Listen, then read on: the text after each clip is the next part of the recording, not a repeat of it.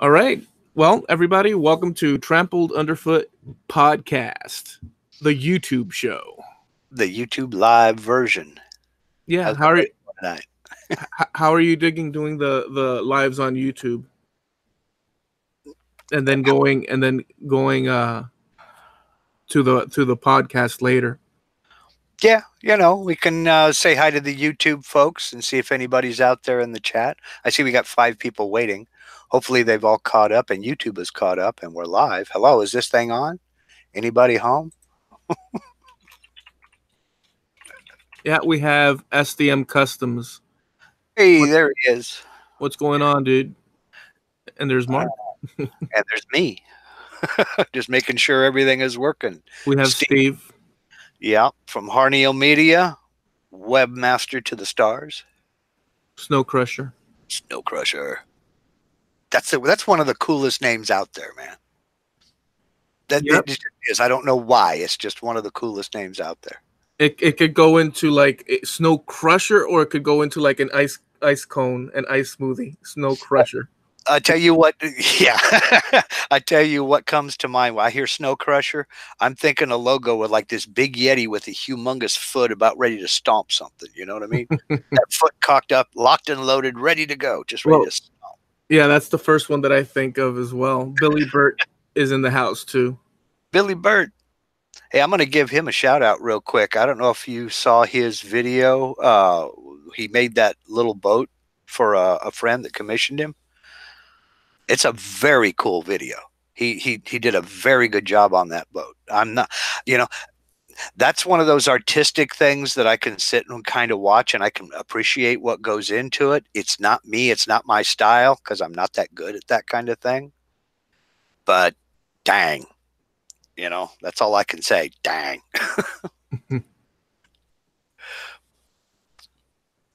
So if you ain't subscribed to him, you might check it out. Yeah, I saw it pop up on the Facebooks. All right, cool. So listen, Mark, so we'll start off. I want to share with you a few cool and weird facts about Florida. And I don't know, because Florida, there's a bunch of things about Florida where there's this trend that's been going on where they call it Florida Man. Have you ever heard of that? I've heard of the Florida Man meme, and what you're supposed to do, I guess, is Google your birthday and the phrase Florida Man. Yeah, apparently. I tried it, and it's just typical of me being boring. Absolutely nothing happened. Absolutely zero happened on my birthday in Florida. Well, the whole thing about Florida Man is that, I guess Florida has to have the most backwards and insanely ridiculous people doing the most ridiculous things on the planet.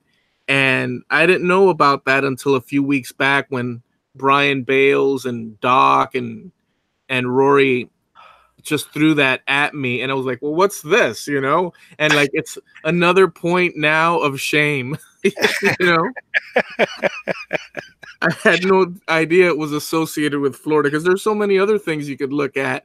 Why focus on the negative?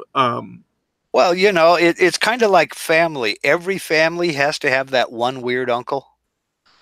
Yeah. So Florida is like the weird uncle of the U.S. Well, we have plenty of weird uncles then because it's gone viral, that whole Florida Man, dunks his head in like acid. Yeah. Florida Man tight ropes over, flames and poking out, spears and just the weirdest things.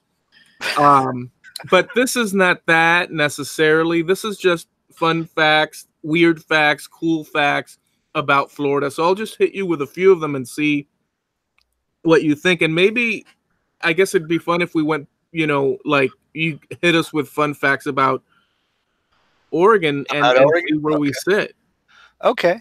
I gotta warn you though. I mean, you notice I don't tease Florida too much because we got a lot of weird stuff happening up here too. Oh, okay. Yeah. So, if Florida's the weird uncle, maybe Oregon is that strange cousin nobody wants to talk about. You know. Okay. Well, let's see about that. So I'll hit you with a few here. So, Okay. fun facts, interesting, weird facts. No matter where you are in Florida, you're never more than 60 miles from the ocean, Okay. which is a reasonable thing because it's a peninsula and all that. Now, Yeah. it's illegal in Florida to this day to sing while wearing a swimming suit in public. Oh man. It's actually illegal. I can think of a bunch of people to sing wearing a swimsuit in public. I could think of a bunch of people who need to go to jail, Dan. It's also illegal for an unmarried woman to skydive on Sundays. Okay, now that's just strange. Who came up with that? I could picture, because you know how they have like, I guess the beginning of that would be dry counties, which is still prevalent throughout the country. But you'll have like your legislators, and depending on the time throughout history, for whatever reason, people think that that's a standard that's acceptable. They pass a certain regulation, this, and that. Yeah. And we see a lot of strange things like that across the country, and Florida is no exception. Well, I understand that, but usually laws are created because a situation happened that they're trying to prevent. It's true. It sounds to me, it's weird. Yeah, and I'm just trying to think. There are so many qualifiers in there. It's not illegal for a woman to skydive. It's illegal for an unmarried woman to skydive. And on Saturday, you're cool. Monday, you're fine. Sunday. So I'm wondering, was this an attempt to get single women into church or something? Or was this, I don't get it. I don't know. There's too many qualifiers there. Okay. And not only that, I don't mean to continue to harp on it, but not only that, how many single women were skydiving on Sundays to begin with at the time? I mean, was there a big skydiving explosion? You know what I'm saying? Well, yeah. I mean, were these people trying to get a date and they couldn't because all the single women were skydiving? Something just doesn't sound. But you got to think about this now. It's not one of those old archaic laws from centuries ago. We're talking skydiving, so it has to be after about the 30s. Yeah. So this is maybe the 20s. I'll go back to the 20s, but there weren't a whole hell of a lot of airplanes to be jumping out of to begin with until then. So, I don't know. I don't get it. Okay. So Gatorade, the drink that we all know as Gatorade, was named after the University of Florida's football team, the Gators, and the drink was first developed there in the university. Oh, okay. I did not know that. First ever ATM was installed in Miami, and it was designed for rollerbladers. And I would guess, it doesn't say the date, but I would guess that's back in the 80s. That makes sense to me that it would be in the mid to late 80s ATMs. I'm trying to remember what came out first. Was it rollerblades or the automatic teller machines? Well, no, I didn't finish the sentence. So it was designed for rollerbladers who couldn't go into banks. Right. So the first ATM installed in Miami, and it was designed for rollerbladers who couldn't. Okay. Just roll into, because they were wearing those rollerblades. The inline. Yeah, the inline skates. And that's what I was trying to figure out, which came first, because I remember when we got our first automatic teller machine. In fact, I was stationed at Fort Ord, California, so we're looking at probably 1982, maybe 83, probably 82. And I'm just trying to think, were there rollerblades around then? I don't remember. So, but then again, maybe I'm reading into that question. Maybe they're saying the first one in Miami, not the first one, period. But the first one in Miami was put in for that reason.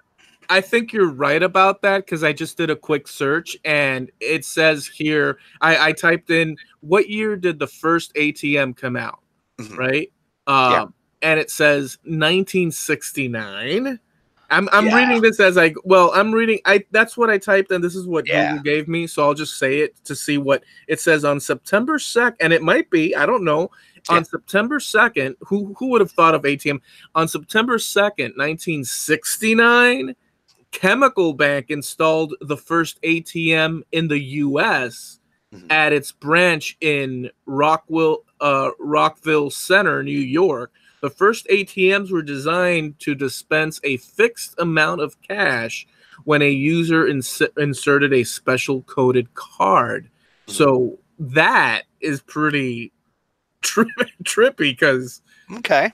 Okay. So the ATM, there's another one to add to the list. The ATM machine turns 50 years old this year. oh wow. Yep. That's See how something that to add to the list. you see how that works out? Uh-huh. So that's a little Okay. side road. Yeah. Serious.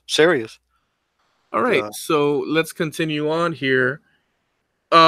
Florida is the 29th most obese state in the union. okay. So it's in the bottom half. And yeah, And okay. So, with the beaches there and everything, you would think it would be a little bit lower because, folks want to look good for the beach, and you can go to the beach every month of the year in Florida, let's face it. pretty Here much, yeah. here on the Pacific Northwest, we have like a 2-week window.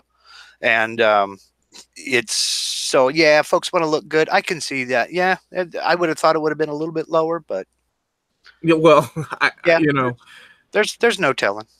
so Florida is the only place on Earth, and I knew this one because I used to work as a tour guide in the Everglades, but Florida is the only place on Earth where alligators and crocodiles coexist in the same habitat. See, now I didn't know you had crocodiles. I knew you had alligators, but I didn't know you had crocodiles too.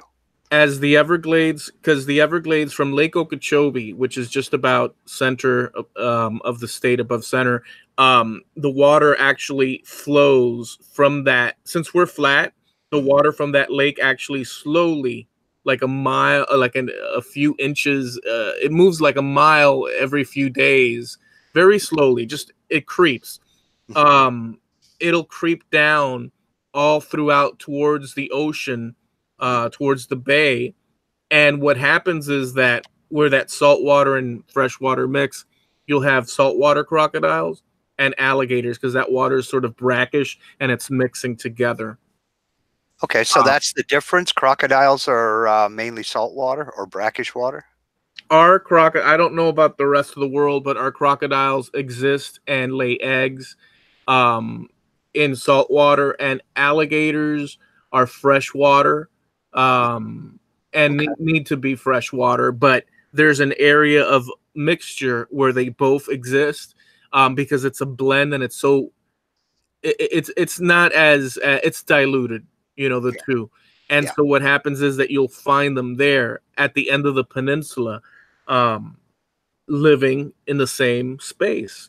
Okay. So yeah, Cool. it's the only place on Earth that has that. I did not know that. I didn't know there were crocodiles in the U.S. at all. So, okay. So there's a few that are not that surprising. There's quite a few, but I'll hit you. Disney's Magic Kingdom is the eighth most popular tourist destination in the world, right behind Central Park, Times Square, and the Vegas Strip and Niagara Falls. So it's one of the biggest. Everybody knows that, I think. Yeah, yeah. I know people come from all over the world specifically to go to Disney World, but I didn't realize it was the 8th biggest. When you think about all the attractions here, natural or man-made, I mean, Grand Canyon, what have you, I didn't realize it was that high on the list. So we've talked about this maybe before, but so in down south towards Homestead, Yeah. thereabouts, there's a place called the Coral Castle Museum. Okay. And it was built by one man back in 1923, from 1923 to 1951. And it has this huge 9-ton gate that can be opened with one finger, and it's all made of coral. I mean, they have towers and everything, and it was his lifelong obsession to create a site, a castle, a fairy tale for his beloved, the apple of his eye. I remember, I don't remember the story offhand, but it was like a big deal because people were always wondering how he got to move those rocks and this and that. And he said he did it all alone. And it's one of those Florida mysteries. Coral Castle. So Florida man built castle out of coral. Essentially. I was not going to go there. I really wasn't, but I knew you would throw in one. So the Everglades provides drinking water for over 7 million people. So that's a very important source of water for us in Florida. That's another fact there. There's a few others, but do you have... Oh, well, oral sex is illegal in Florida. Just wanted to throw that in there. I just ran across it and saw it. It sticks out like a sore thumb. No pun intended. Well, I wonder whose edit this is going to be. Well, you sound like you're from Florida and wrote that law with that comment. Come on. Ooh, me? Here's another one. It's illegal to skateboard without a license in Florida. Oh, all y'all going to jail. All y'all going to jail. We also have a poop museum. South Florida Museum has the world's largest collection of fossilized poo. So, what can we say? I am not gonna, you know what? Usually my jokes, when I see low-bearing fruit like that, I'll go for it, but there are just too many and we don't have time. I'm not gonna say it. Here's a couple of others. In Miami Beach, no one can bring a pig with them to the beach. That is law. Okay? So nothing to see here. Move along. Nothing to see here. Yeah. The birth of the modern day PC. Now let's see if there's any contention with this. But the birth of the modern day PC took place in 1981 in Boca Raton. It was originally called the Acorn, and it was named Machine of the Year by Time Magazine. In 81? In 81, it says. Okay. I'm not up on my computer history enough to know whether that's, right, wrong, or arguable or not. I really don't know. Yeah. So I'll just let it go. Yeah. Well, that's out there, and maybe the listeners can correct us or agree with us, Right. It's nice to get back up from the listeners on occasion. Yeah.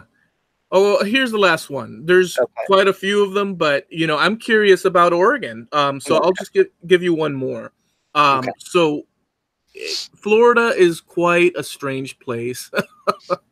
And there's a lot of different people here. It's a pretty big state. So we've established that. Yeah, I think we've established that. It's unfortunate, and yet at the same time, it's what brings people here. But so down south in the Keys in 1982, the Florida Keys declared themselves independent under the name the Conch Republic. Oh yeah, I remember hearing about that. And that lasted 2 minutes. Yeah. Yeah. But to this day, you can find T-shirts all over the place. The Conch Republic. Conch Republic. Yeah, I knew that was a thing, but I didn't know it was still going with T-shirts and merch and stuff like that.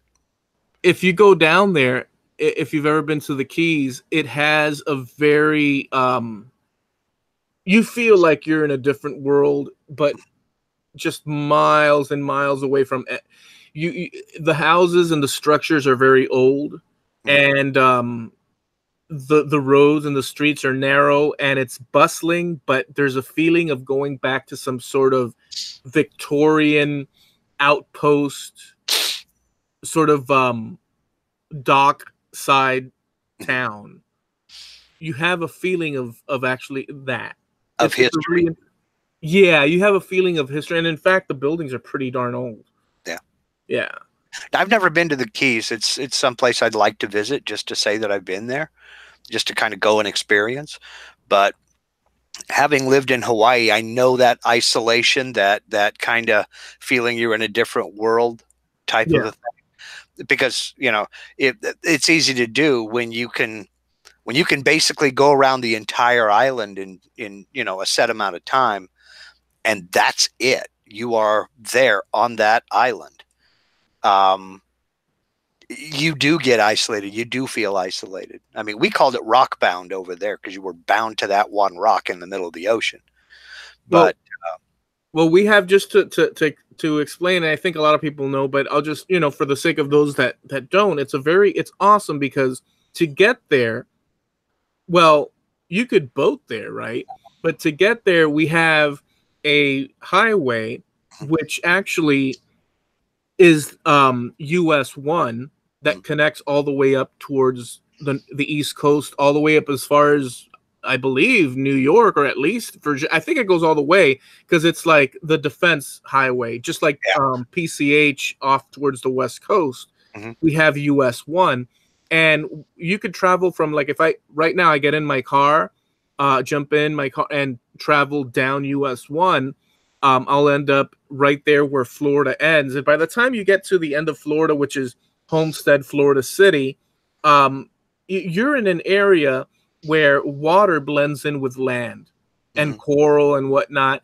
And you have the elevated areas where your towns are and stuff, but it starts getting kind of like it's sinking into the ocean. And there's that highway that will take you across a bunch of different keys and little islands, little small islands. And that travels, there's a section that it travels over, I think it's like 7 miles or so over water. There's nothing. And you're literally driving on a highway and there's nothing except water everywhere. And you keep going, you end up at Key West, which is the last one. And once you're there, the people are totally, it's a different vibe completely. And you do feel you're it feels like you're on vacation for sure. Yeah. I can understand for certain. I mean, and you do have that benefit where you've got the highway you can jump back on and take off and go whenever you want to. It's a little bit more difficult to do in the Pacific, but yeah, I can see where you would get that feeling that you're just total isolation. And if it isn't happening right there, it's not happening anywhere, you know. I can see that. Time slows down a lot when you're there. It's like everybody's kicking back. Everybody. Bad part about it is the structures are wooden and old. Not all of them. Yeah. But you have hurricanes that, like the last main hurricane, trashed the place, and they've come back up. But the thing is that there's a lot of, I guess, pirate era vibes. I mean, but when you think about that, if the buildings are that old, they've survived that long. I mean, you know, every day's a risk, you know, because it doesn't even have to be a hurricane. I mean, you know, somebody could mess up and start a fire. So, but I don't know. That I heard that a lot when we lived down south. Folks would talk about tornadoes and hurricanes and this, that, and the other. And it's like, oh, I would never move down there because, you know, all of the hurricanes and tornadoes. And it's like, well, you know, the buildings were built here, and some of them in the 1800s, some of them in the 1700s, some of them before then. Yeah. They're still standing. I mean, it's not like the place gets wiped off the map every year and they got to rebuild it. That just doesn't happen, you know? Yeah, but at the same time, so Florida's been hit, or our area, Miami, has been hit. There was like I think it was in the 1920s. Don't quote me on that, but Miami was established, and this hurricane came through or 1908 or something like that. I'd have to go back. I'm not going to do it now because we want to get into the Oregon thing, but we could touch on that another time. But just suffice to say that it wiped Miami off the face of the earth. Right. And it was rebuilt, and that happened a few times. They call Miami the Magic City. Mm-hmm. And the reason they call it that is because early on there were these catastrophes, and Miami, for some reason, just rebounded and rebounded. In the 80s, the same thing happened, where stuff wasn't working with the beach. It was great going to the beach, but they came in and revamped the hotels and whatnot, the Art Deco, because we have a lot of, so they call it the Magic City and stuff. So there are devastating things, but yeah, some buildings have been here forever, and they still this is like a roll of the dice, though. Yeah, I mean, I remember people talking about that when Hurricane Katrina hit. They were talking about rebuilding, and folks are going, well, why would you rebuild? And it's like, the building was built in it's been here since 1850. You know, if it was, you're taking a risk every day, yeah, it could happen again, but the building's been here for over 100 years. You know, it's not like it gets wiped out every year. So yeah, it's not every year. I can't find it. I don't want to continue on it because I want to get to the Oregon thing, but I just want to say, where is it on this, in this country? Yeah. Where is the safest location with no, like, there isn't one. You can run, but you can't hide. We have earthquakes and fires out here. I mean, you know, the people in the middle of the country, they get earthquakes too. Not very often, but you can run, but you can't hide. You know, if it's not a tornado or a hurricane, it's probably a fire or an earthquake or something like that. So, you know, yeah, you can run, but you can't hide. All right. So now you want to hear some weird things about Oregon. Yeah. Well, I don't know how weird or cool or whatever, fun facts or what have you, but Oregon is the only state in the union whose state flag has two sides. Oh, wow. We have the seal of the state of Oregon, and then on the back, we have a beaver. It's called the Beaver State. Oh, wow, dude. Yep. Has anybody ever done two-sided flags? Just us. We're the only state in the union. Or in the world? I don't know. Because I don't know about the rest of the world. It's so weird. That is weird because the flag, depending on the wind, you either have the flag or the beaver. That's right. And what I'll do is in fact, I'm not trying to suggest, because Eloy is the artiste that does every episode of Trampled Underfoot has a different logo, has a different picture, different artwork. I will send you a photo of the front and back of the flag so that you can put it in the artwork if you want to for this episode. Okay. It's just something to consider, but I'll send it to you. That's great. So, oh man, I got a kick out of that one. Yeah. It's so odd. Yeah, it is. And that's what I say, you know. It's so odd. I mean, because, you know, it's like you're gonna take up as much real estate on that flag as you possibly. We're not gonna just copy the front and no, we're gonna do two. It's so great. You know, some people would say, well, it's typical Oregon always being willing to compromise. Some people said the seal of the state. Some people said, let's put a beaver on it. So they said, why don't we do both? I think they just couldn't make up their minds and said, well, hurry up. The deadline's coming. So, okay. Breweries. Portland, Oregon has more breweries than any other city in the world within its city limits. Oh, wow. There are cities that have more breweries on the outskirts where it's not within city limits, but there are more than 60 breweries within the city limits of Portland. Oh, wow. So it's a lot of beer. So they export a lot to other states and. Well, yeah, Portland is right on the northern border of the state.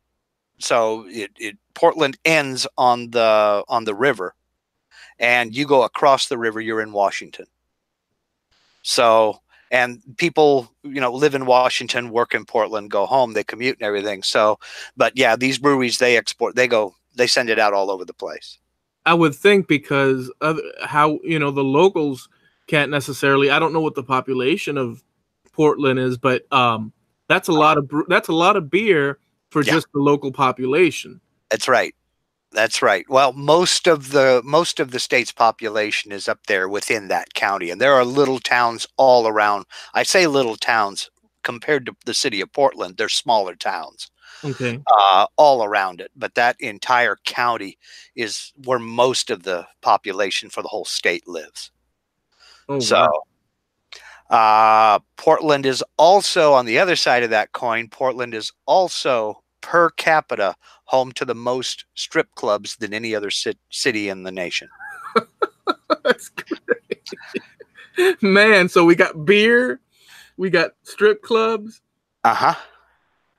Yep. More than Las Vegas. Well, Las Vegas doesn't have necessarily. They have casinos, so it's not. Yeah, Las Vegas has more casinos, but per capita. There may be cities that have more of them there, but per person, there are more strip clubs there. Per person. Yes. That's great. Oregon is home to the deepest lake in the U.S., Crater Lake. Oh, we talked about that. Yep. It's like I want to say it's the 5th or 6th deepest in the world. Let me see if I could remember. You have to drive up to it, and there's like a road that goes around it, and people fish there once in a blue moon, and it's actually so cold all the time up there. Yeah. Oh, it's very cold. It sits at about 6,000 feet. It's very cold. In fact, the road is still closed. The road to Crater Lake and the Rim Road is still closed because of snow.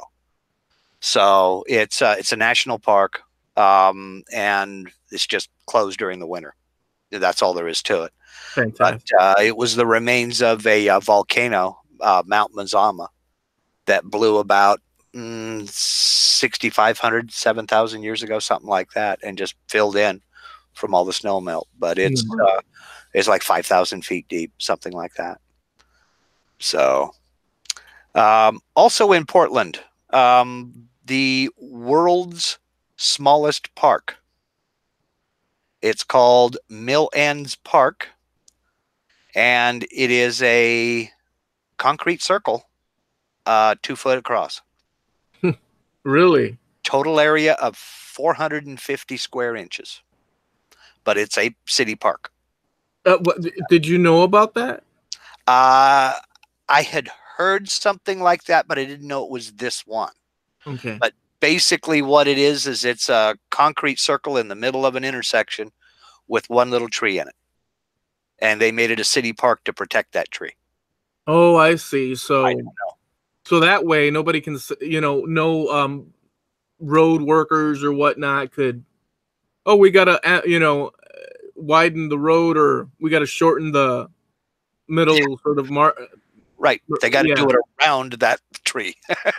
Wow.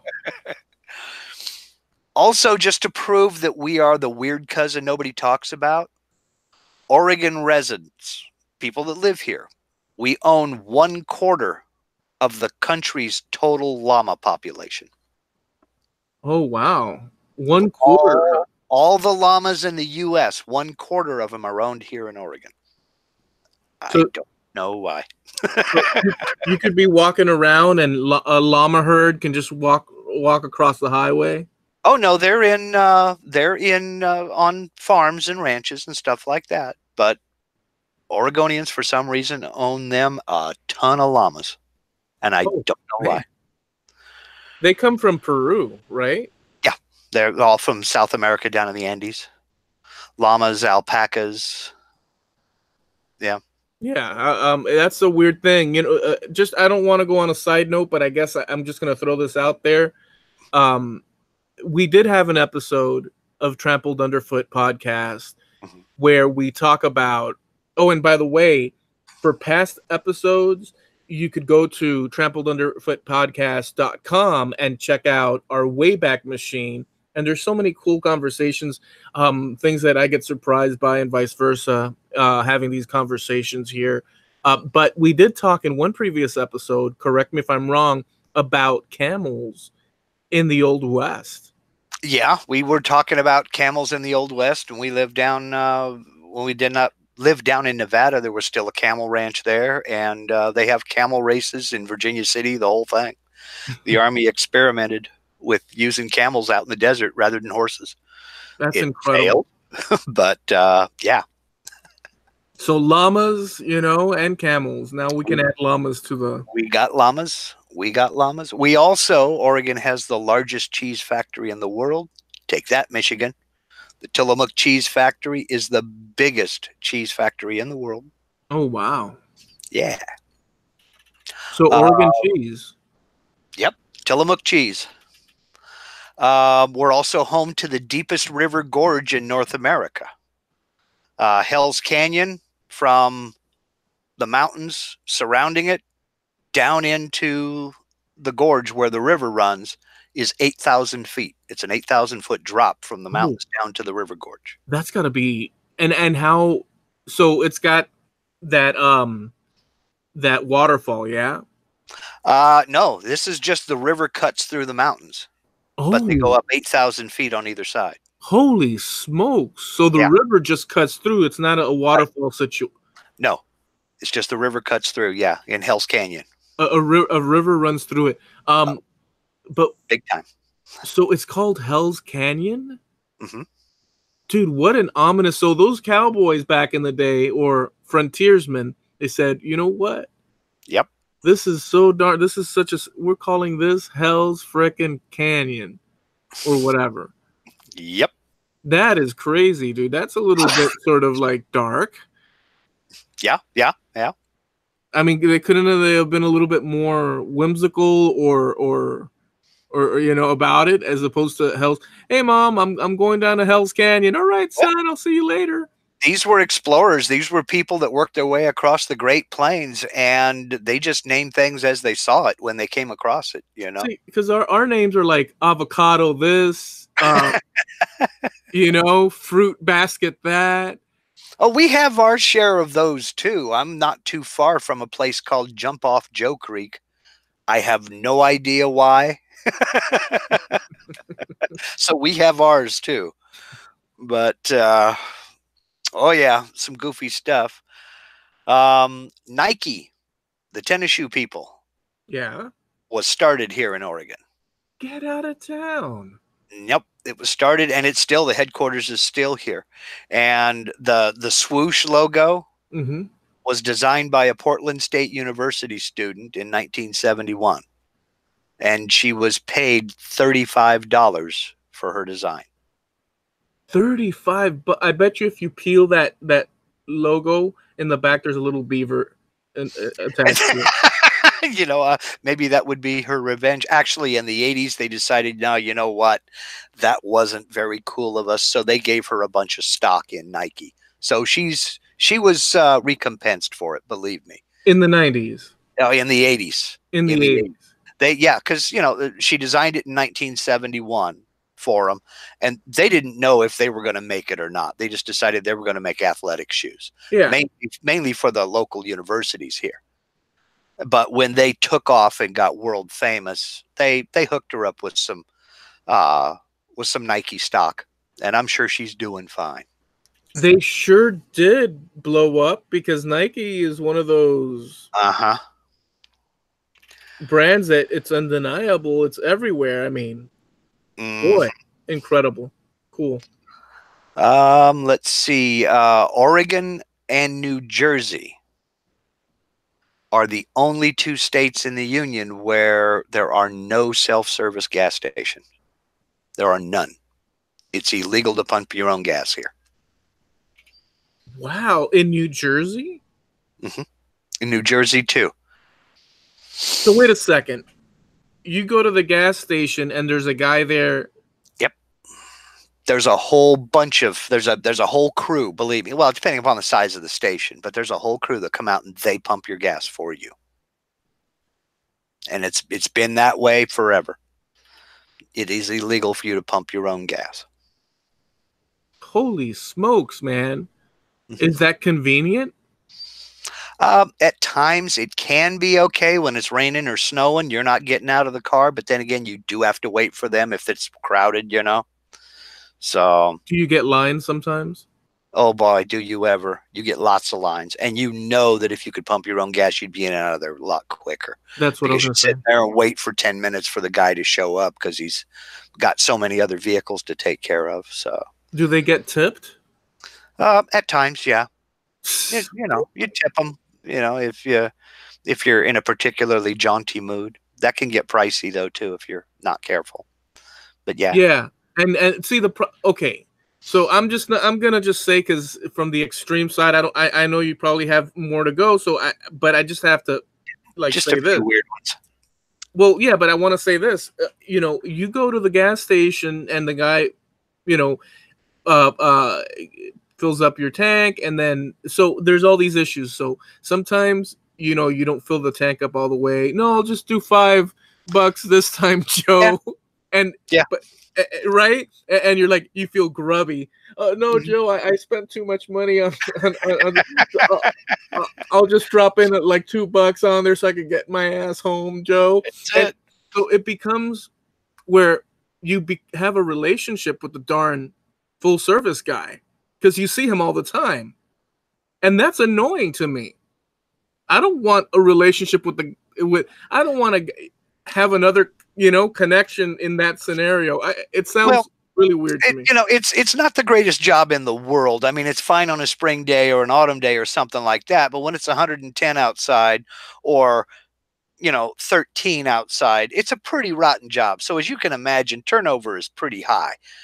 Pumping gas is not a career. All right. It's something you do when you get out of high school or while you're still in high school, while you're working your way up. So, You're telling me that they're not dressed in suits and I didn't know they wear blue jeans and whatever shirt they want to wear because they all wear an orange safety vest with yellow reflective stuff on them. That's OSHA. Yeah, you got to be out there in a reflective vest. Well, if you tip the guy, I don't want to go any further with this, but if you tip the guy, let's say on a Thursday, and then the following week you're like, oh, this is the guy. Do people, and I got nothing for you this time, Joe. You know that when you leave, he's like, jerk off. He's gonna curse you. And do people avoid? Because let's say, oh, I gassed up last week there. I don't want to see that guy. I want to get me personally. I don't want that connection. So I'm sure there's people that pass by the gas station like, screw that. I'm not going to stop because that attendant is a jerk or this or that. And I'll go over here. It sounds like a nightmare to me. Well, there are people that will avoid certain attendants because they're slow or something like that. But generally it's just kind of, yeah, here we go. Let's go. And, give them a couple of bucks. And, it's no big deal. Wow. I mean, okay. It's $2 to you. It may be because they're working minimum wage plus tips, it's $2 to you. It may be the difference between him being able to pay the light bill or not, I get it. It's just another. Don't get me off on the rant about tipping because boy, I can go for hours on tipping, but, I want to say one more thing about this. In Florida, when we would go back in the day out on vacation, I don't know, because when I was young, I wasn't able to drive, but I remember that and in fact, when you drive out the state as well, and in parts of the state away from Miami, you would pump your gas and then pay for it. Yeah. And in Miami, I don't recall, there was a time when this was so, but I don't remember a time when I was operating, driving and whatnot, where that was so in Miami. But there's places that still, it's like you fill up and then you pay. Mm-hmm. It seems like a recipe for disaster as well. Well, there's you have places where you've got full service, then self-service. Yeah. Right. Well, here we don't have self-service. So we have full service, we have mini service. They call it self-serve, mini serve. Okay. They pump the gas, but you check your own oil, you do your own windows and all that other good stuff. Or they have full service where you can get the full meal deal, basically. You drop your car off and you go in and grab something out of the convenience store, then you come back out and you're ready to go. But it can be a pain at times, but it's not a pain other times.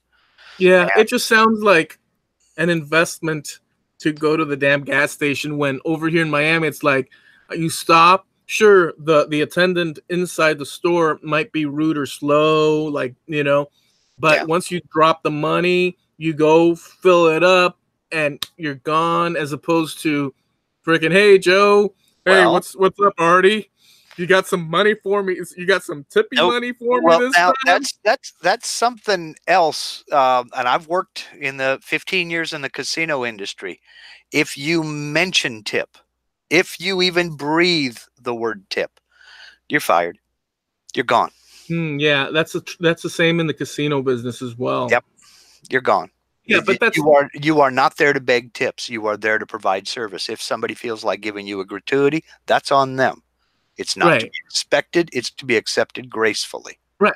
So with the price of gas, and the I guess you also have a different lifestyle over there. I'm thinking in terms of if they were to. And last thing I'll say about this personally, it seems so dark. It's like really extreme in my opinion. If you were to implement that strategy in Miami, all of Miami would come that's not why they did it. It would come to a stop completely. Miami would be done for. The tip thing is just one of those things. I mean, it's kind of like tipping the guy that bags your groceries, Yeah. And maybe a little more if he takes them out to the car for you. That does still happen. Have you ever had a guy? I'm sorry. Have you ever had a guy like at the grocery store? Would you like me to? Do you need help with that? Yes, as a matter of fact, I did. One of the most humbling things that ever happened to me about, well, we've been here 7 years, so it's about 10 years ago. And this was literally the most humbling thing that's ever happened to me in my life. There was a courtesy clerk. That's what they're called in the grocery industry. Okay. He's putting my stuff in the bags and everything. And he takes the bag off of the little hook. There was plastic. And he says, "Would you like some help out to the car with you?" He's in a wheelchair. Oh, wow. He's in a wheelchair. And he's working for a living. And he asks me, do I need some help out to my car with one bag of groceries? And I'm like, how bad can my life be? Look at this guy. And he's got a smile on his face. He wasn't being sarcastic or anything. Yeah. He was serious. Can I help you out to the car with this? Yeah. It wasn't like, hey, buddy, you need help with that? He wasn't being sarcastic. He wasn't being a smart aleck. He genuinely wanted to know, did I need help? And I looked up at the clerk, and she had a smile on her face. And I said, you know what? Yeah, you need a break. Let's go. And he wheeled outside with a smile on his face. I gave him $5 as a tip and took my bag in the car. But I thought, how bad can my life be when he's asking me if I need help? You know what I mean? I'm an able-bodied person. And he don't care. He was one of the most cheerful people I've ever met. And that really made me stop and reassess my life and the way I thought about things. A lot of things, believe me. Wow. Because, so that was really something. It was a moment for you then. Oh yeah, big time. And I thought about that the whole trip home too. Like I said, this is out in the Nevada desert. I had a little bit of a drive. It was 16 miles. So it's like, dang, man, what have I got to complain about? Really, what do I have to complain about? That's a very, so, the takeaway for me, apart from the obvious that you have explained to us, is that one moment can be a total life changer in a thinking or mood changer. Yeah.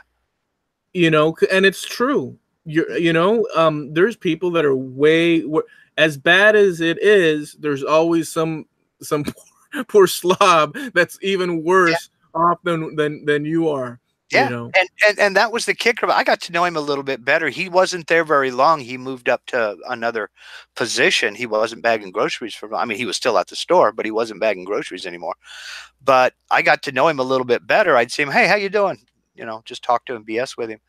That was his outlook on life. He didn't think he had it bad. He thought he had it pretty good. Yeah, he knew he was in a chair, and he knew that there were special situations that he had to deal with that other people didn't, but he never really thought he had a good outlook on life. You know what I mean? He Yeah. never really saw himself as somebody to pity or somebody to, you know, feel sorry for, because he was Yeah. like, I still got two hands and I've still got a head. I can use these. And it's like, man, you know, that really stops and makes you think. Yeah. There's got to be. There was just that one little act asking me if I needed help. I thought, man, what have I got to complain about? How bad can my life really be? Yeah, I agree with that. I think it's such an important point, and you by saying that today, it's also it also it's a helpful thing because it's totally true. But there's got to be, somebody where that doesn't apply. There's got to be a handful. There's got to be a handful of people that if you come up and you say, "Come on, buddy, how bad really are you compared to?" and they say, "Oh boy, this is where the buck stops, son. Here we go." There has to be people where that phraseology, that concept, does not apply. You know what I'm saying? Yeah, but it's all 100% attitude. It's 100% attitude. I mean, and it's a cultural thing. It's also a regional thing. I mean, when my stepson and his wife came to visit from Arkansas, I told them, we were heading off to the Walmart. I said, "Let's give you a little warning. Do not, when you go to the store, don't matter what store it is, do not ask the clerk how they're doing, because they will tell you."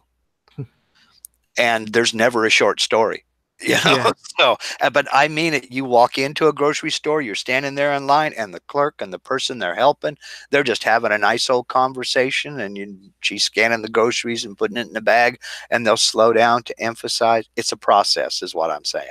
It's a process. You don't just run down to the store and run out. Bring a lunch. You're there for the day. That's what I'm getting at. So, a lot of people, humans are also quite difficult depending on, there's different little customs. So a person from Miami, for instance, I'm pretty laid back as a person, but just the same, there is a sort of intensity that comes with one's thinking or expression that's, completely connected to the area that one is to a greater degree or lesser degree with different people. But we carry those cultural things from our regional areas, so we're a little sped up. Although I'm personally am laid back. I feel that I'm relatively laid back. We could sure converse a lot now, can we? But besides that, people from smaller towns that are laid back, let's say they get people from New York, coming into their small town, the impression has got to be, what a bunch of jerks, simply because it's like, hey, yeah, give me a cake, and it's like the whole, and these people are very laid back. Where are these people coming from? It's sort of very different culturally. Yeah, it is. And like I said, I've lived in big cities, and I know the pace of life in big city is much faster. You want to get in, get it, and get out and be done. And, we do that here too, obviously. But if you start a conversation, it will continue. So just be very careful about what you do. Most folks, they're there. They figure, I'm here for 8 hours. I'm going to do my job. But if somebody engages them in conversation, they're going to do it. Yeah. It's no big deal. But the pace of life is much slower here. They figure, if you're in a rush, we'll get you out of here in a rush. If you're not in a rush, I'm going to take my time too. It's nothing rude about it or anything like that, but everybody is a bit more laid back. Folks tend to drive the speed limit with certain exceptions. Younger people obviously want to go faster. Yeah. But if you're driving down the road and the sign says 45, most folks are doing 45. There's a few that won't. But, it's not like 45 was a suggestion.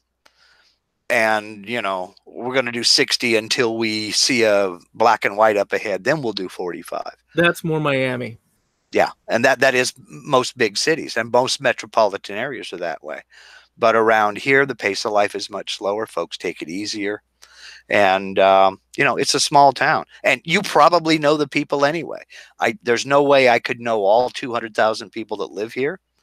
But that's another thing I tell people. If you don't know somebody, you know somebody that does know them. And if you wait 6 months, they'll probably marry into your family.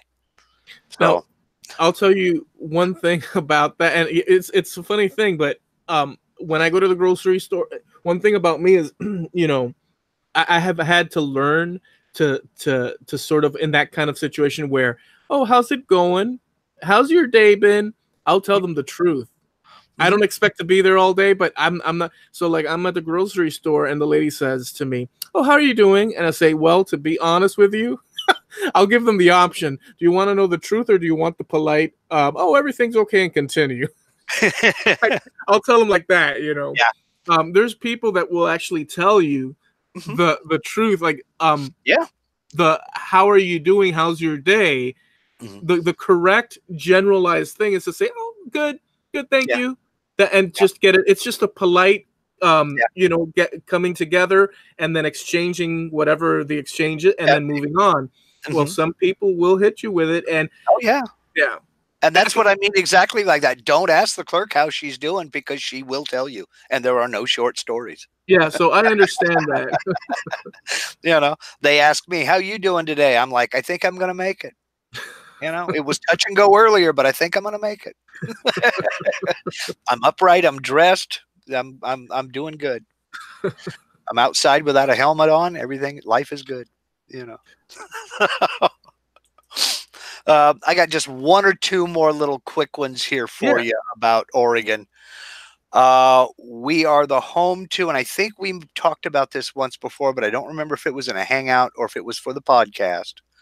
Oregon is the home to the largest living organism on Earth. Oh, wow. It is a honey mushroom that they discovered through aerial photos in the 1990s. And they did DNA testing from cultures on 112 different trees. And this is one single fungus that covers 2,200 acres. Holy smokes, dude. And Oregonians, being the goofballs that they are, this is what I mean by that weird cousin nobody talks about. They named it the humongous fungus. Great. I kid you not. But it's 2,200 acres. And it's over 2,400 years old. How does that look, though? What is... It's just, a lot of it is underground. It spreads underground. And then there's pop-up mushrooms all over the place, and it grows up trees and what have you. It's just... It's called the honey mushroom. Holy smokes! Yeah, and there was a PBS video on it and what have you, but it's big. Are they edible, or do you know? You know, I don't even know. Huh. I don't know if it's edible or not. That's kind of crazy, dude. That size. I mean, boy.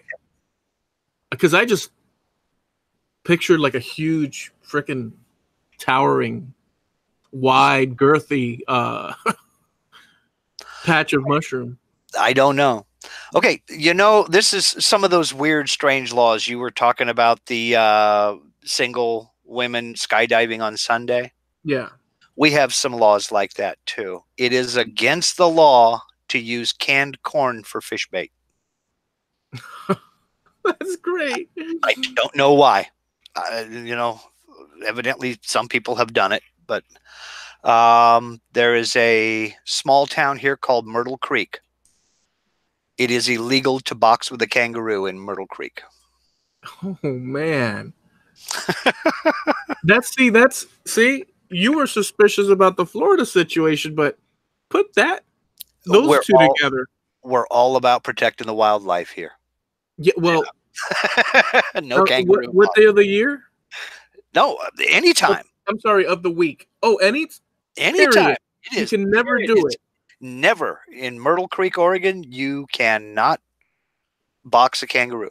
I bet you some guy back in 1921, Yeah, I bet you he created a situation that they needed to. I bet you, because I don't. Oh man, fair enough. yeah. And the last one I'll give you, and then we can go on to something else, is in Stanfield, Oregon, little bitty town. In Stanfield, Oregon, it is illegal for more than 2 people to share the same drink. Oh my goodness. Well, I that have sounds. no idea. You know what that sounds? That sounds like okay. Can you forgive me? Say it again so I can pick out all the little words. I know it was simple, but just one more time. Yep. No more than 2 people can share the same drink. Where? In Stanfield, Oregon.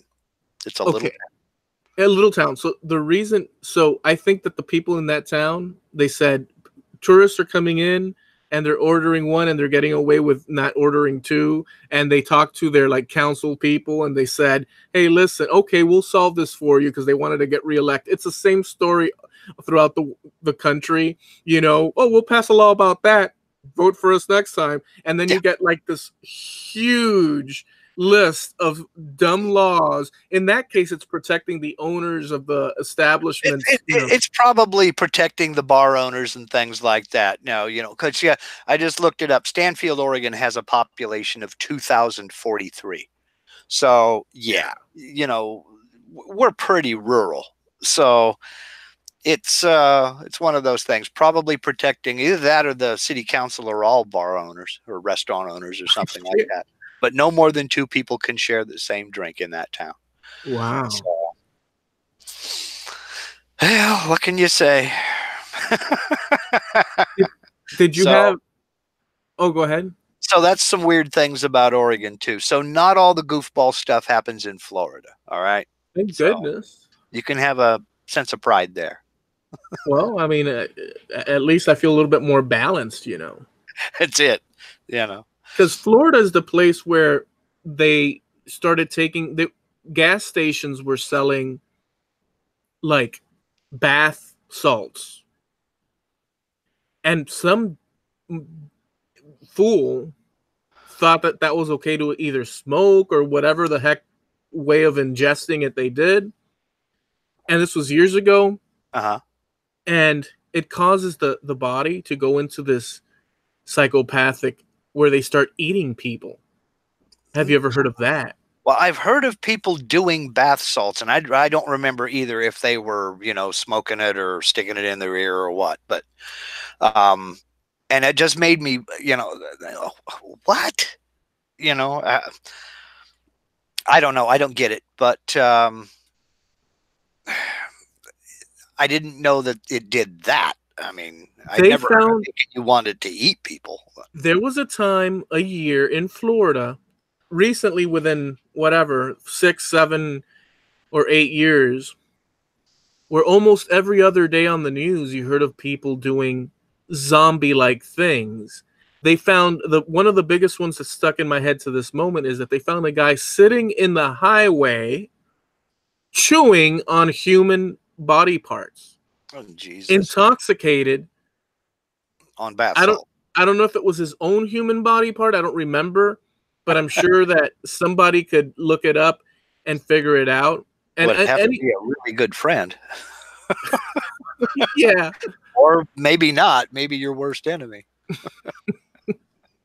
But yeah, so weird stuff like that. Boy, I mean, you'd think that, you have movie theaters for entertainment and you have your traditional liquor and maybe a bar fight if you're dangerous. I was getting ready to say a bottle of cheap vodka is cheap. So, I mean, geez. I don't know. I've never pursued a high that badly to where I think that I had to smoke bath salts or whatever. It's pretty insane. Yeah, but I must not live near a liquor store. Apparently. All right, so that's cool. Are there any this day in history stuff that we wanted to touch, or we're good? I Either think way. we're good on that. I think that, and I did look it up, and there isn't a whole heck of a lot. I mean, there's not a lot to. This was a quiet news day all the way around. I mean, there are some things that I can't pronounce here. Battles that happened in ancient Egypt or in, Eastern Europe, but nothing really that piques my interest.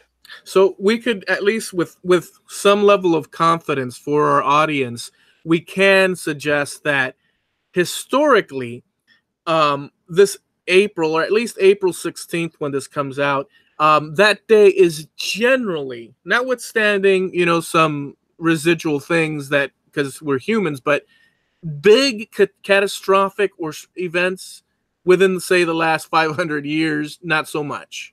Yeah, it was a slow news day all the way around through history. I mean, there were some things that happened in World War II. There were some things that happened, but we're talking about stuff like a convoy was attacked by a British ship. Okay, um, things like that.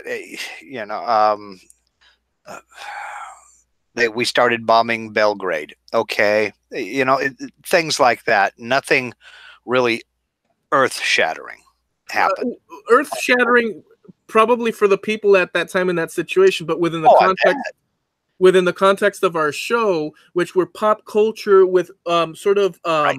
what would you say, orbiting certain historical things, but Right. within reason, right? Unless Right. we Yeah, there were some tragedies that happened, I'm sure, that affected people in certain areas. And there are some world events, I'm sure, that affected other people but nothing within the constraints of our podcast now. yeah. Nothing. Yeah. So no. Next. All right, so I'm just going to hit you with this, and I think that it's very interesting for people of my generation, um, plus or minus 5 to 10 years, either in either direction. Um, I think maybe not, but here we go. So I came across the channel on YouTube that, and I've seen this before, and I've seen it on Twitch. And by the way, why doesn't anybody do anything on Twitch in our circles anymore? I I I can only speak anecdotally. I looked into it, but I found it to be more for the gaming crowd, and I am in no way, shape, manner, or form a gamer. Okay. Um, I think it's an easier streaming platform. It's a bit more high definition, but it's a lot more high definition. Who am I kidding? But as far as anything else is concerned, we talked about it in one of our earliest podcasts. When people think video, they think YouTube. I don't think of going to Twitch to watch a video. I don't think of going to Daily Motion or any of the other video platforms. When I think video, I go to YouTube, and people want to be where people are if they want to be seen. So, I mean, there are a few people that do live stream on Twitch, and some of them have been pretty successful, but I see are being the exceptions and not the rule.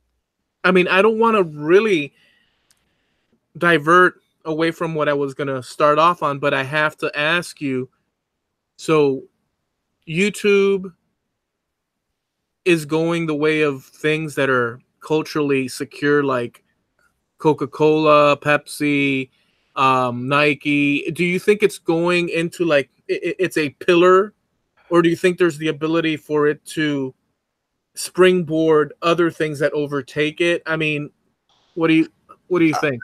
I think it's possible. I mean, it already has springboarded a few things that have overtaken it.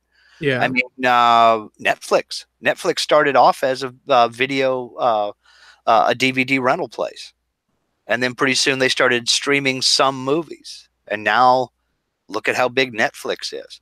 Yeah. But that all started, the whole streaming movies thing basically got started because YouTube broke, blazed the trail in video streaming. Not necessarily full-length feature films, because I mean, I remember a time you couldn't upload a video that was more than 10 minutes long, which would have killed me. But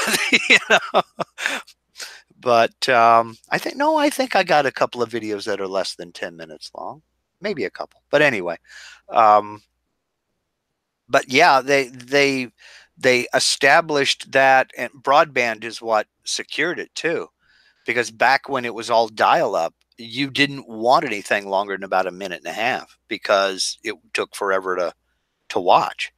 Yeah. So the combination of broadband, higher quality video cameras for the home consumer, and the architecture within YouTube, they proved that streaming video did work. And I mean, you've got Netflix now, you've got Amazon, you've got, all of the other online streaming services, which is killing television, but it's only going to prove the point that online streaming is the way to go if you want to be seen. And I mean, that's something else that needs to be restated, is the number one search engine online in the world is Google. More people search for things on Google than all of the other search engines. Number two is YouTube. If they're not searching for something on Google, they're searching for it on YouTube. Yeah. So you go, if you're trying to be seen, you go where there's the audience. Oh, yeah. Yeah, absolutely. I guess I agree with you. YouTube initially was, I remember, because that's when I started in 2006. I know it started maybe in 2005, but I opened up my first channel in 2006 or 2005. I'd have to go back. But right soon after it started, I opened up a channel. And I remember that the video uploads, as far as I can remember, the quality of the video was 240. Yeah. 240. Yeah. And the audio was mono. I remember that for a fact because I was doing music videos and it was crunched into a mono thing. Yeah. I started on YouTube in 2010, and I think by that time they were up to 480p. And that's what my camera took. It was the old 4:3 ratio, 640 by 480 was what my camera shot. And it took forever to upload. And you tried to do it all in one take because editing software was, you had like Windows Movie Maker, and that was about it. Yeah. And, converting video to post on YouTube was, it was a chore in and of itself. So you tended to, like, I would upload a WMV file and YouTube did the conversion itself, put it into its own format. And, nothing like what it is today. Absolutely nothing like it. But you had a star system as opposed to thumbs up, thumbs down. Yeah, I do remember that too. You can give it 1, 2, 3, 4, or 5 stars, and people just didn't take advantage of that. No, they wanted to. Facebook kind of set that bar. They wanted either a thumbs up or a thumbs down. Yeah. There was a lot of little things that, and people did connect. It's funny. You give people a way to connect, people connect on their like-minded interests. Yeah. Yeah. It's a pretty cool thing. So I know this isn't what you wanted to get into, but no, but I wanted to ask you because I don't know. It just, Yeah. So I ran across a channel, and it's a bunch of people playing Dungeons and Dragons. Now, hear me out here for the audience and everybody. These are people in their 20s, 30s, possibly 40s, sitting around a table in a room that's lit with faux torches, and the walls are cavern or castle-like with a amber, orange, low-lit, flickering, ambient sort of experience, and a big table and wooden chairs that are carved out that look gilded and all sorts of stuff. And they play Dungeons and Dragons on YouTube. It is, you have your dungeon master, and then you have, in the round, you have people, and they tell the story as they go. And the exciting thing for people that like that is that you're traveling through the adventure and you're listening to people making decisions.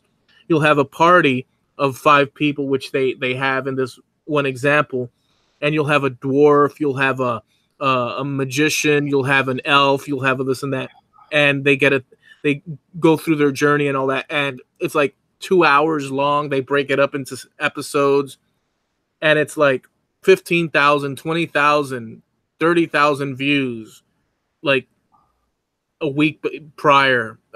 It came out, and it's like there's a whole contingency of people that within sort of my, like I mentioned earlier, age group, give or take 5 to 10 years in either direction, that are totally down and into that. It's like a culture of its own. So the viewers are watching other people play Dungeons and Dragons. Yes.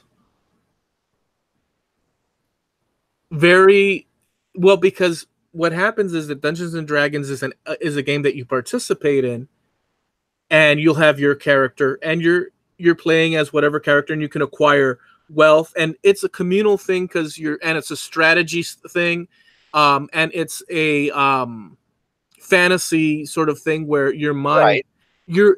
It's kind of like sitting around a campfire and some, dude sitting there telling the people around the campfire a story, and people listening. But in this sort of case with Dungeons and Dragons, you're not only listening to the story, but you're actively participating as it unfolds. So it's got extra layers of things to that old sort of traditional human campfire storytelling thing. Yeah, I know it's a role-playing game. Okay, now let me preface this by saying I have never played Dungeons and Dragons before in my life. I mean, I've heard about it. How could you not? It's been around since the 80s that I can remember. But the first time I can remember ever hearing about Dungeons and Dragons, I was in my early 20s, married and had 2 kids. So I was already past the target demographic age. Okay. Now I know it took off in colleges and stuff like that, but that's not who it was really geared towards. It was for the older teams, 16 and above, crowd. Well, so I never got into it, but the fact that we have a channel out there, and I get the set idea was a very cool idea for what they're doing. And so major style points to the guys who come up with the idea to do this channel. But the fact that it is so popular to watch other people play the game, not participate yourself, but to have that consistent of a viewership, is telling me that I really got to up my game. So, well, wow. It's an incredible thing. And the reason I'm mentioning this is that the internet and YouTube and all, there's so many avenues and things that one might not even consider just because that's not their focus point. And one day you could stumble across a thing and say, oh my goodness, there's a whole world.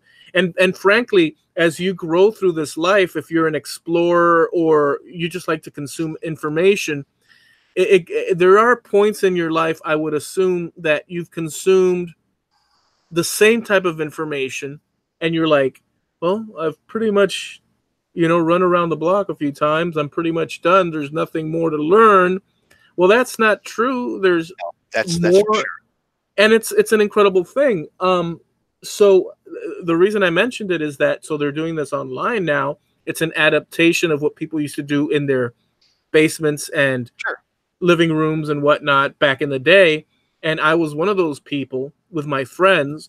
We'd usually play D&D in my room or in my friend Ernie's room, sometimes at my friend George's house, or my friend Javi, his house.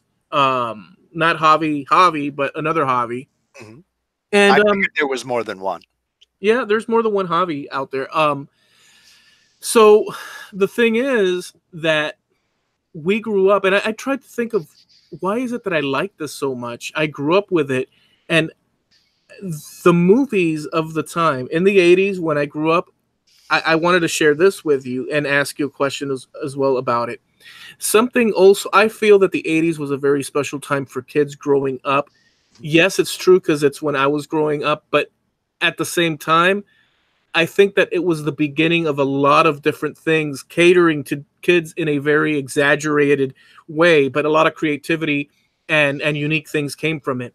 A lot of the movies back then, like Goonies, The Outsiders, it just goes on. I have a little bit of a, let me see if I, because I did leave a window open. You know, Flight of the Navigator, E.T., you had a band of friends. A lot of the movies catering to kids was a band of friends, you know, like with the Goonies, E.T. was a band of friends, and so on. You know, even things like medieval or fantasy like Labyrinth, The Dark Crystal, there was a group. There was even one with like small little bandits. I forget the name of it, but they were time travelers. Time Bandits. George Time Harrison directed it, and it was one of the worst movies I'd ever seen in my life. But okay. But for kids, I liked it as a kid because I was a kid, right? And it was the adventure. Um, it was catering to little group adventures. And the cartoons of Lord of the Hobbit, you know, and the Journey. That kind of was ingrained in my psyche and a lot of my friends because similarly we would do.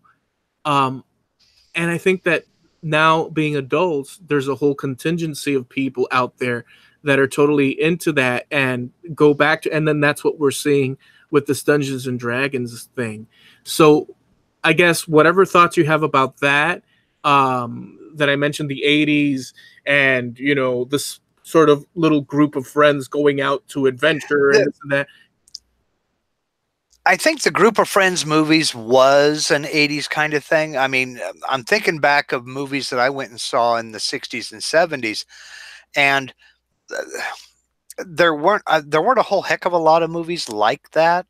Now, we had sci-fi movies, and we had, of course, you know, the beginning of the biggest movie franchise that's ever been, Star Wars, was 1977, you know, but I was 16 at the time, so it wasn't actually really growing up.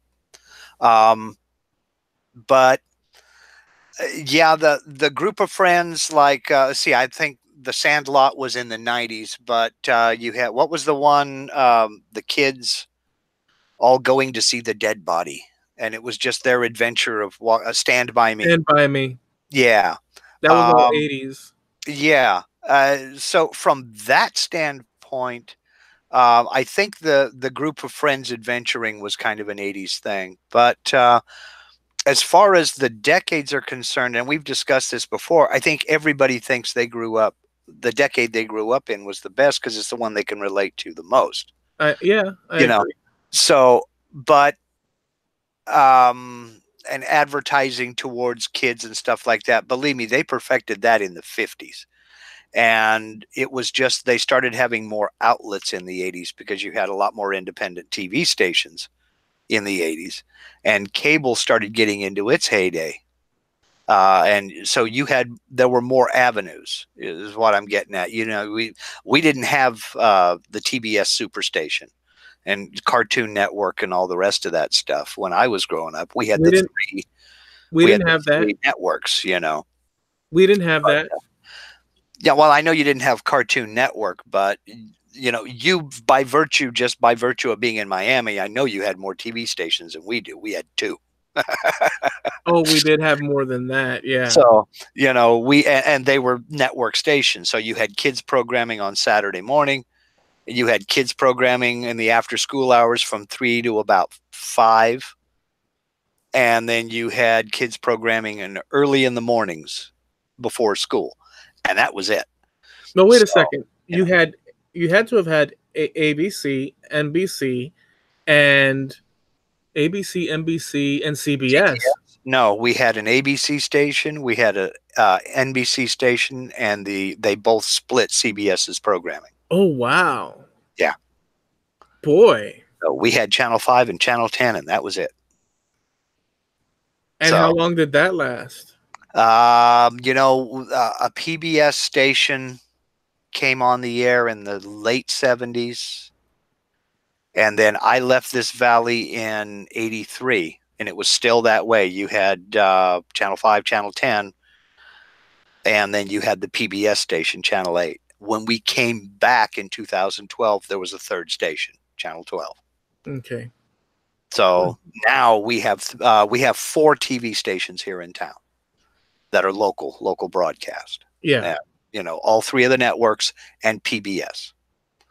So I don't know. I know we touch on this every now and again, but I don't know that people, unless they're older people that aren't necessarily of recent generations, that people that just can turn on the TV and that's all they can really do and navigate the remote just about.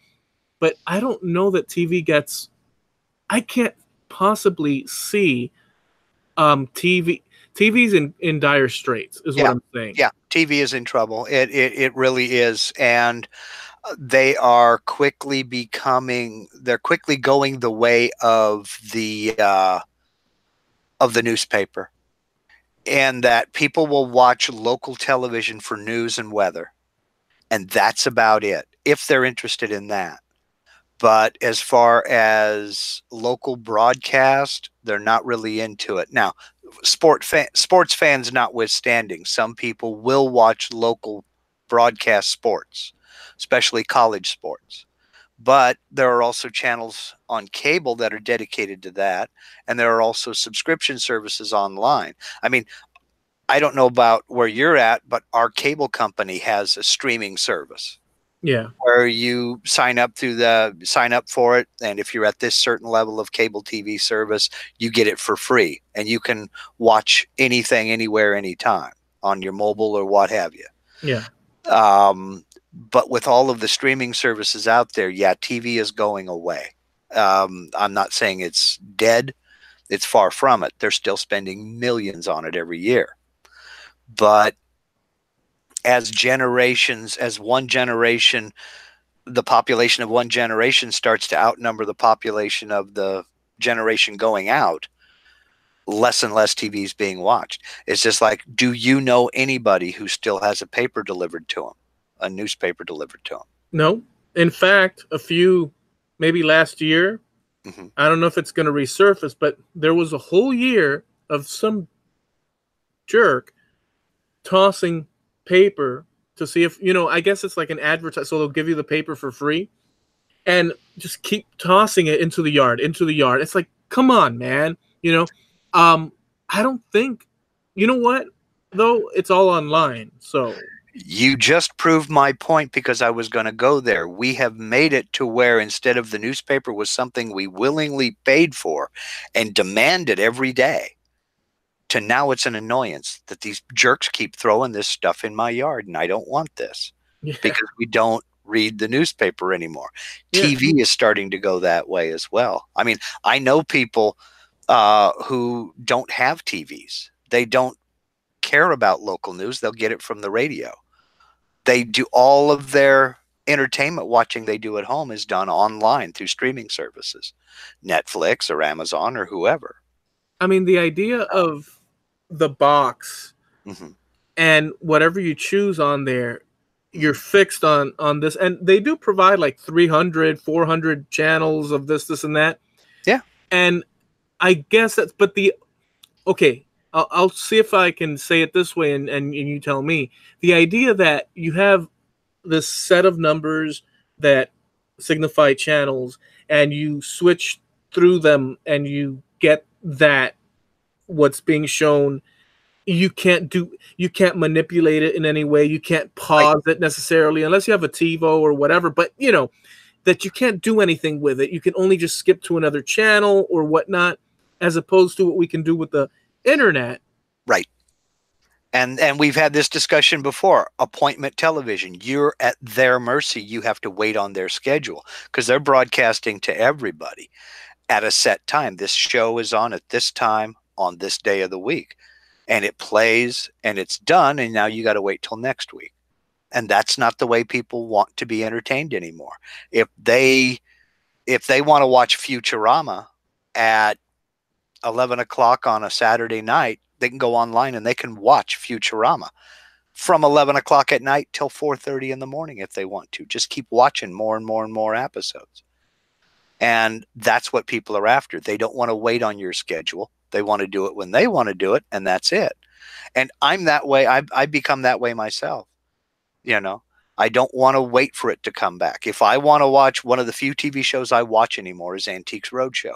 If I want to watch Antiques Roadshow, I can go onto PBS's website and I can watch all the Antiques Roadshow I want to watch. I don't have to wait for them to broadcast it. You know? Yeah. So, you know, we're at that point. I mean, and you were wondering if something was gonna, if YouTube was gonna cause something else to go. Like I say, Hulu, Netflix, and the rest of them, I think that's a result of YouTube proving its popularity.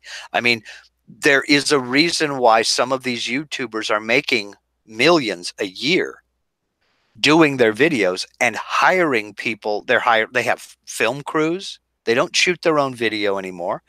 They come up with the ideas. They get everything together. They have people shoot the footage. They have other people that edit. They have production teams. And I mean, we're talking about professional systems. We're talking about guys on YouTube who have employees who do all the grunt work. They come up with the idea. They're the on-screen talent. There's another thing about this. These people that are making millions, and anybody from there to zero, have their own YouTube channel and have their own interest, whatever they put out there. And unlike TV, like we just said, where you have a set of Antiques Roadshow, well, that's fine. I love that show too. But some people might not be, oh, crap, we have this on, or, oh, no, it's Dallas again, Well, these people have a certain topic, and people come to them, subscribe to them, and they create their whole following and their whole empire with that model. There's no way you can compete because people can go to their interests directly. I mean, I don't know what TV is going to be like. Well, and that's why I think you're seeing such a rush. Well, not so much a rush, but a flood of TV personalities coming to places like YouTube or going to Hulu or going to Netflix. I mean, I don't watch late night TV anymore. I used to be a serious Johnny Carson and Jay Leno fan, but I'm out of that now. But they all, Jimmy Fallon, Jimmy Kimmel, they all have YouTube channels and they all put stuff on YouTube. And that's to appeal to the people who get their entertainment from YouTube. And they're very successful at it. But again, it's a channel that's owned by NBC, by the network, that they've got professional production quality going on there because they are professionals doing it. But they're attempting to be relevant with the generation and the crowd that doesn't watch television. I'm curious about one thing. I'm sure there's ways around it, but YouTube snatches, I think, 25% or more. I don't know. I'm not even going to say that. I don't know what amount, but for revenue per advertiser that they display on your channel. And I don't know that those networks that are on, there's no other choice but to be on there. I don't know if they make special deals with them or by virtue of them product placing within the content that they're providing, but they no longer have full control of the advertiser if the model is going through YouTube. Well, let me put it to you this way. I'm the head honcho at NBC, one of the biggest companies in the country. And I want to run an 8-minute video on YouTube. You think YouTube is going to make a special deal with me? You think there's anybody at NBC who is really watching to see if there's a yellow $sign on their analytics to see did their video get demonetized. They don't care. Yeah. They really don't care. And I'm more than willing to bet you that some money changed hands. You know, I'm not going to say that YouTube took money to put Jimmy Kimmel's YouTube channel on and promote it. I don't think they would need to. But when you're talking about the little guy like you and me, we're in a completely different league from somebody who's got a 7-digit contract or 8-digit contract to do a late night talk show. Right. We're in a completely different category. Right. But it's sort of like YouTube used to be everybody's on there. And depending on the typing search method that they use, and depending on all these different little factors, you could find anybody and anybody. But something I think happened last year, the year before last, something there, somewhere thereabouts, and the advertisers dropped, remember? Yeah. And then there was the issue with this video is not suitable for most, blah, blah, blah, and this and that. Which I had a lot to say about that, because you can never say that a certain video is not suitable for most. Well, they have to go by the number of advertisers who flat out say, no, we won't advertise on something like that. And they have to do their best. I mean, so they came up with the computer algorithm that supposedly scanned this, that, and the other. And what they predicted did come true. They said that this is a new thing. It's learning through this. So I had one video demonetized as unsuitable. I appealed it, and it was back up on the same day, as a matter of fact. But that experience is not that experience that you had. But that's not happening as much as it used to anymore. No. But I'm trying to make. Learned. Go ahead. I'm sorry. No, I'm trying to make. So the point that I'm trying to make is that the actual wording of this video is not suitable for most. The word most. My argument always is that most videos are not suitable for most advertisers.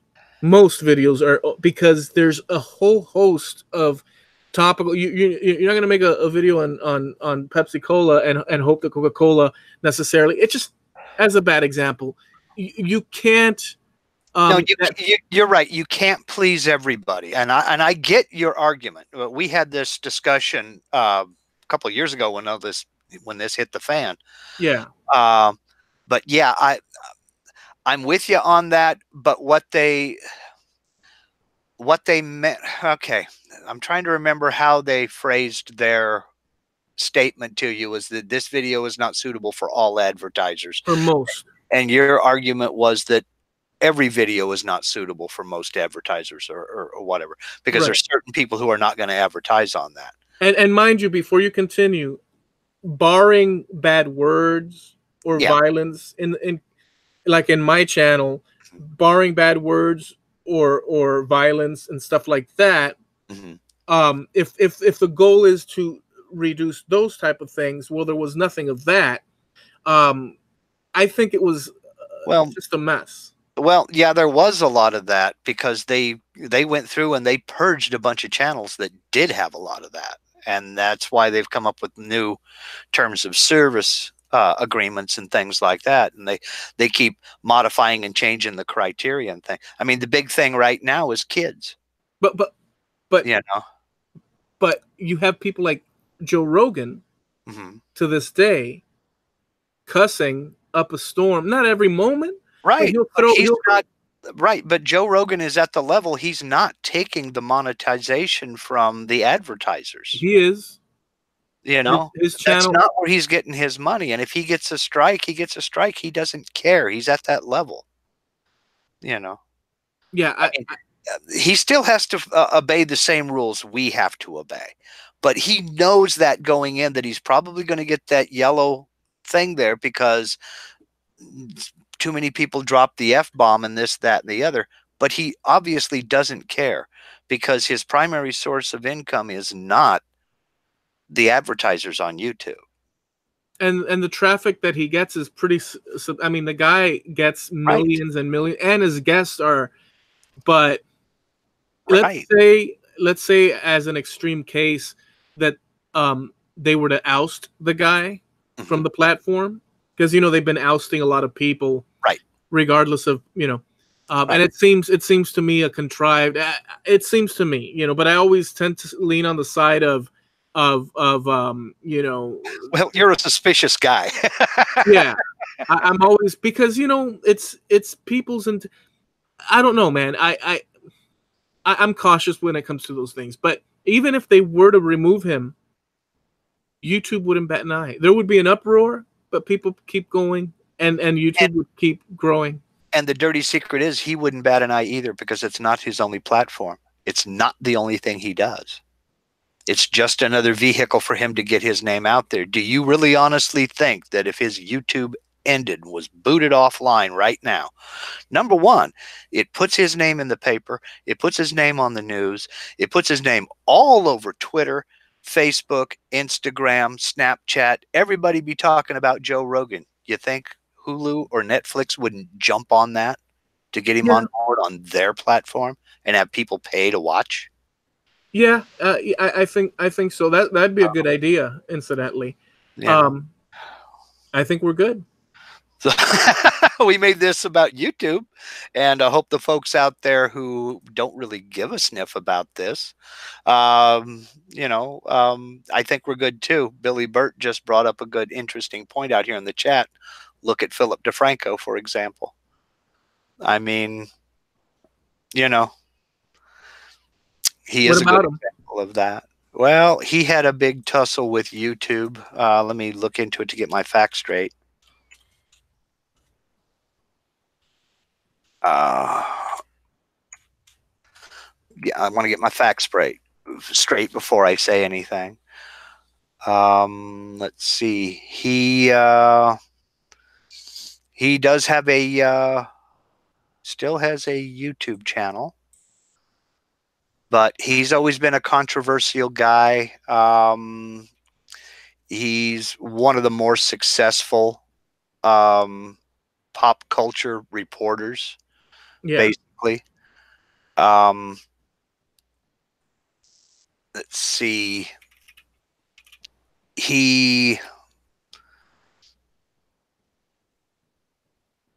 Oh man, he's done a lot of things with Discovery Channel, SourceFed.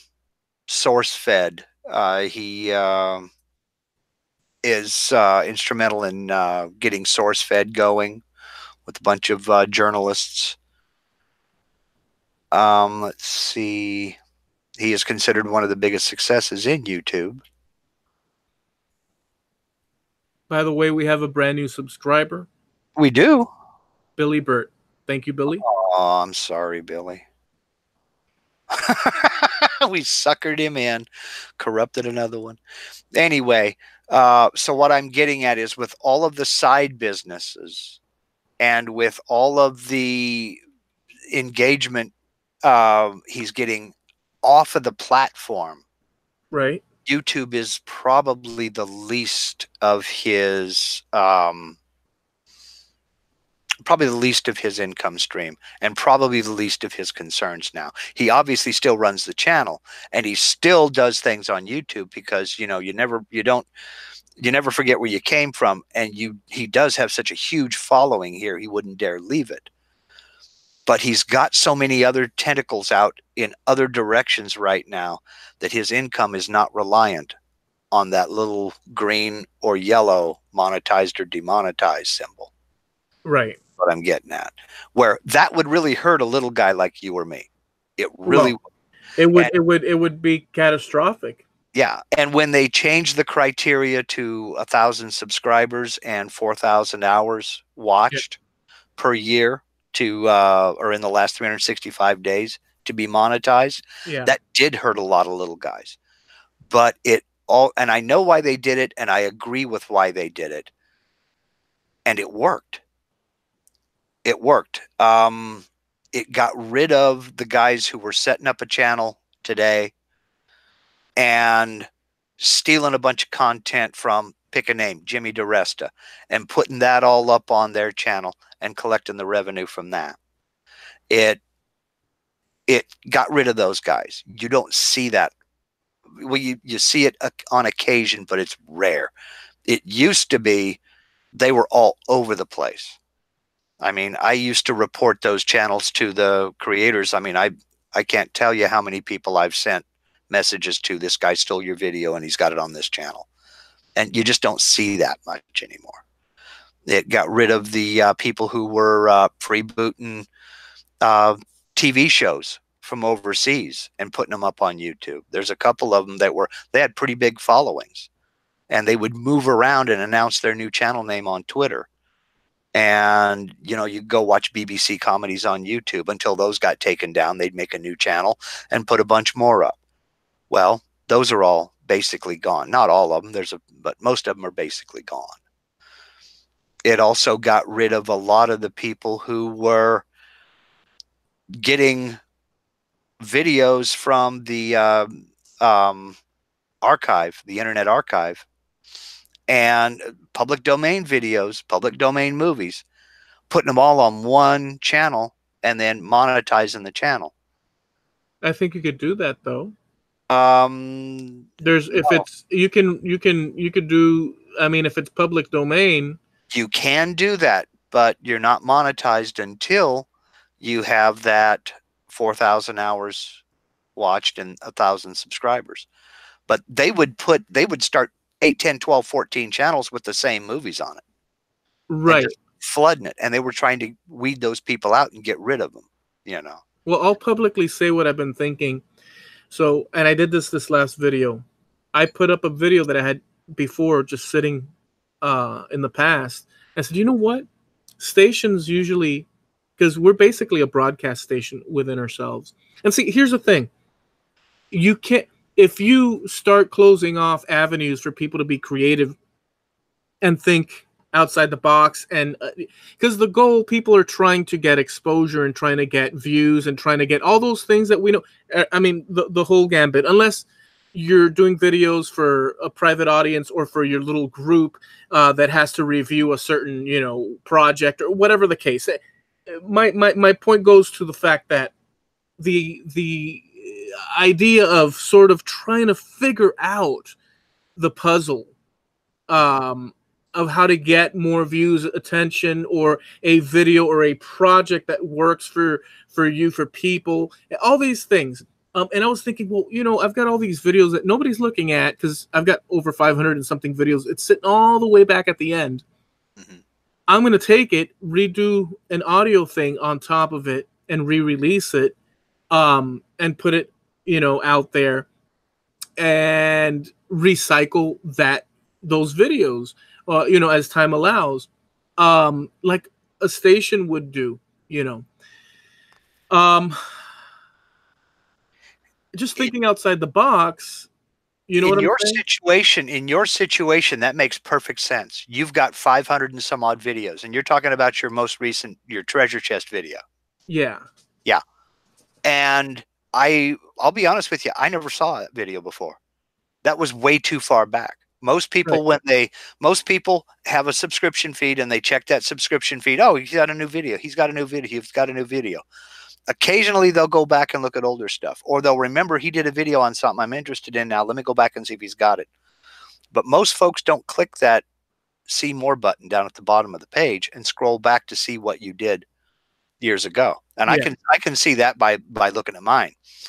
But for you, in your situation, it makes perfect sense. You've got that big of a library to draw from, to take one of your older videos, reboot it, update it a little bit, maybe take out some music, maybe add different music, maybe get rid of music completely, do voiceovers, freshen it up and put it out there for your current audience. Makes perfect sense.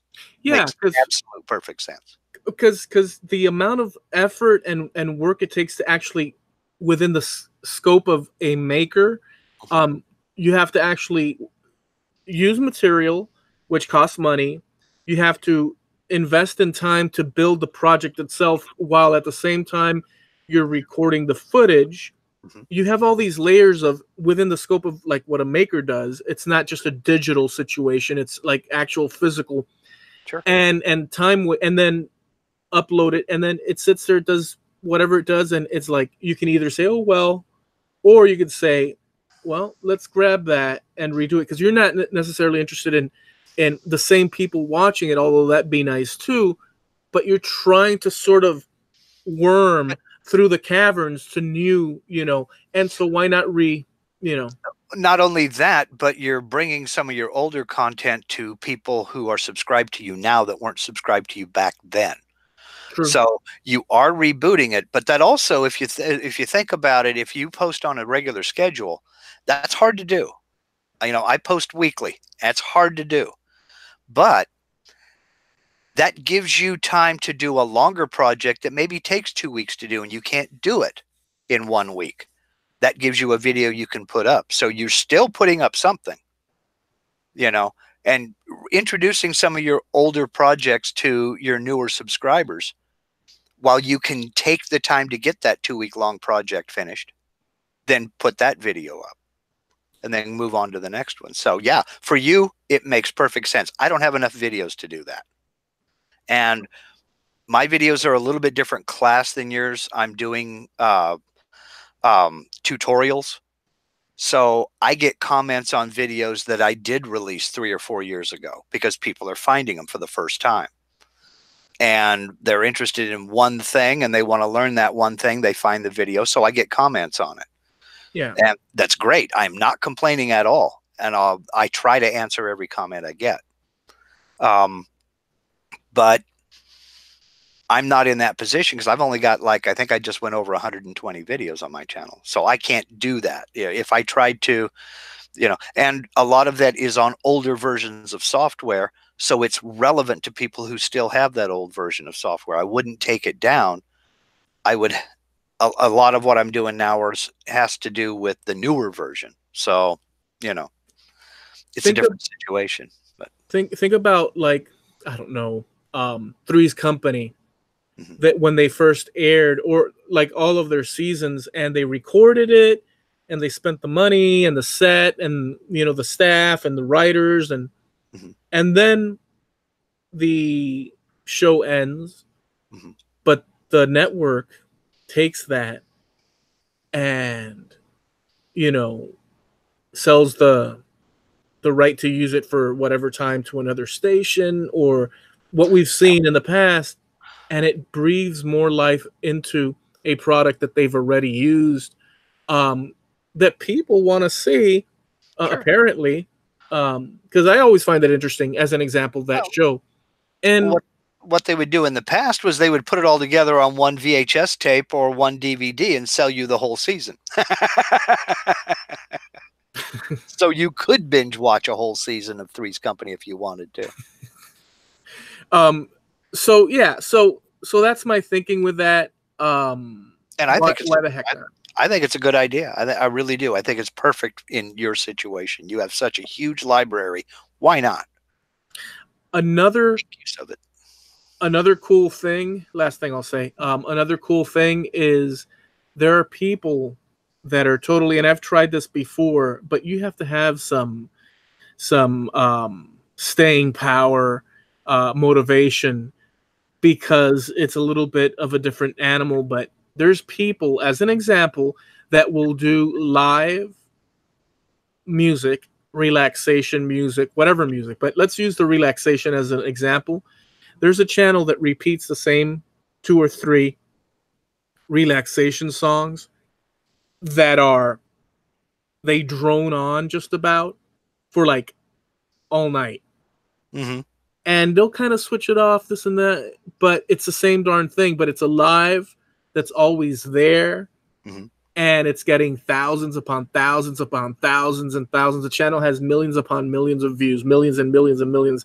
They're making I think it's upwards of $1 million right now per year, if not more. And there's multiple of these channels, and all they do is play it live. People start gravitating towards it, listen to the music all night long, and they restream and restream, and it's just a creative way of, well, of using the platform to your advantage. It's an amazing thing. I find it just incredibly amazing. You're a musician, make it happen. I mean, the only thing I can play is the stereo. You're a musician, make it happen. I mean, you could set up a separate computer with this on a separate line to do nothing but that. True. True. And it just keeps going and going and going. And then they have like songs for rest for animals, or lonely animals while you work, music for animals while you work, all that stuff. Yeah. It's amazing. Yeah, go for it. But back to your original story about the original premise for this segment of the people playing Dungeons and Dragons. Yeah. With the set and the whole thing. Mm-hmm.